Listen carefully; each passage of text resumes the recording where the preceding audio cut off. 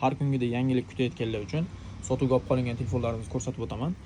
Qulay narxda bo'lganlari telefonlarimiz juda ham ko'p. Qiziqqanlar uchun S25 Ultra titanium rangda 256 talik bo'ladi, korobka dokumentlari bilan. Ofitsialniy maker ro'yxatlardan o'tgan ikkita sim kartaligi. Holatlari juda ham ideal holatda, qiziqqanlar bo'lsa naqdga ham bo'lib to'lashga ham chiqadi. iPhone 11 arzondan so'rayotganlar uchun shunaqasidan keldi, juda ko'p so'ralayotgandi. Telefonimiz korobka dokument 128 talik, batareya yo'nqislari 100. Korobkasini o'zim yangi ochib ishlatganman deydi egalari. Xo'p, bitta aybi shu orqa kirishkasi singanligi, narxini $155 ga qilib beramiz. Qiziqqanlar bo'lsa bemalol aloqaga chiqaverasizlar.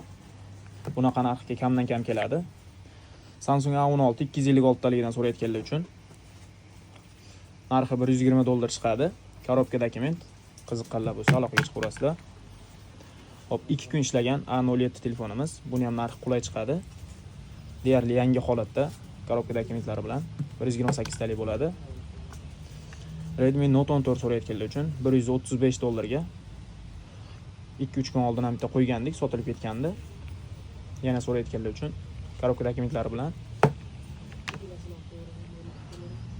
Redmi Note 14 Pro so'rayotganlar uchun 4-5 kun atrofida ishlagan, deyarli yangi holatda telefonimiz. Korobka dokument original zaryadniklari bilan, hali ishlatilmagan zaryadniklari 256 talik. Narxini $220 ga qilib beramiz. Samsung Note 10 so'rayotganlar uchun $115 ga mana shu orqa kirishkasi dast ketib qopti. Buni oshib ketsa $10 atrofida originalni almashtirib olsa bo'ladi.